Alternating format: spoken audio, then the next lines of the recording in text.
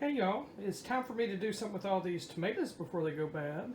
Well, most of them anyway, not my white ones down here. But I'm going to make some roasted tomato, onion, and garlic sauce and then get it canned up. Now what I'm doing here is I've washed all my tomatoes. I've got them soaking in water. And then I'm cutting out the cores or any bad spots, throwing them in my compost bucket. And I'm just going to fill as many in this pan as I can. I lightly coated olive oil on the bottom, just enough to keep it from sticking, not for any flavor in this, because I'm going to can all this. All right, you don't want to put the tops of any tomatoes in here that look like that. Just either cut that tomato in half and do the top part to the compost, or just don't use that tomato. You don't want any of that stuff in there. And then any of the little holes, I'm going back and filling in with some cherry tomatoes, just because I want to get the most bang for my buck, because I got 19 pounds of tomatoes to do, and it'll take a couple of batches. Now I've got all my tomatoes in there. I've stuffed some cherry tomatoes down in holes. I had a little bit of an onion left, so I just diced it up and dropped it in there. And then I've stuck garlic cloves down in little holes so we can get them roasted too. And I'm going to stick this in a 400-degree oven for about 30 minutes and check it. Might do 45 minutes, might take an hour. But I want them to get roasted to where I can just pull the skins right off. They'll usually come right off. And if they don't come off all the way, that's fine, because this is going to get blended anyway with an immersion blender. But we'll get most of them. And if my onions were ready, I would go pick a couple and bring them in here, but they're still pretty small. I did pick one the other day, and that's the partial one that I threw in here earlier. They're just not as big as I want them to be yet, so I'm going to leave them a little bit longer. I can always add onion powder or onions down the road to this when we go to open it up. Alright, so the first batch is out of the oven, and I'm going to set it here on the stove here to cool off while the other one's in the oven.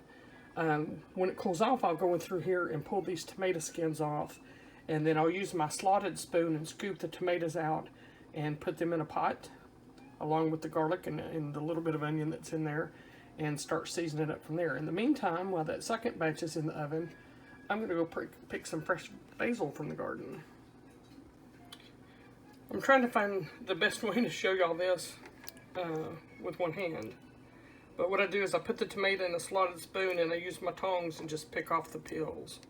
Now some people leave the peels on because they're going to get ground up when you use the immersion blender. But it's my preference at this time to take the skins off. And I won't get them all. See, like I almost missed that one right there. I won't get them all, but I'll get most of them. And then the tomato peels won't go to waste. They'll go in my compost.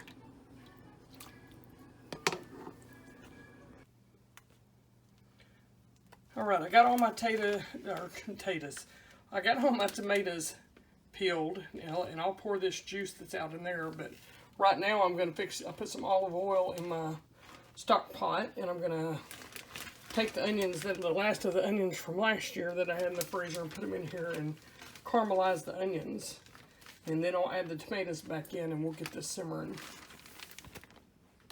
And now I added my tomatoes and spices in, and I'm going to use my immersion blender and blend it all up. And then I'll let it simmer. Now because I'm going to can this, I'm going to add a tablespoon of real lemon juice to it. And that's just kind of a safety feature because of the acidity. You want to make sure it stays acid enough. And you never can tell how acidic your tomatoes are. So I just like to play it safe and add the lemon juice. I don't know how many jars it's going to fill, so I'm just washing enough and putting in here to heat up as if it were going to be a full batch. And this is not a canning video. I'm not going to show y'all or walk y'all through the steps of canning. There's plenty of channels out there that can tell you how to do that. This is just how I do it. 20 minutes to go. Once it reaches boiling. And there we're done. 7 half pints of marinara. All canned up and ready for use. We do the half pints because there's only 2 of us. And we don't ever need like a pint. much less a quart.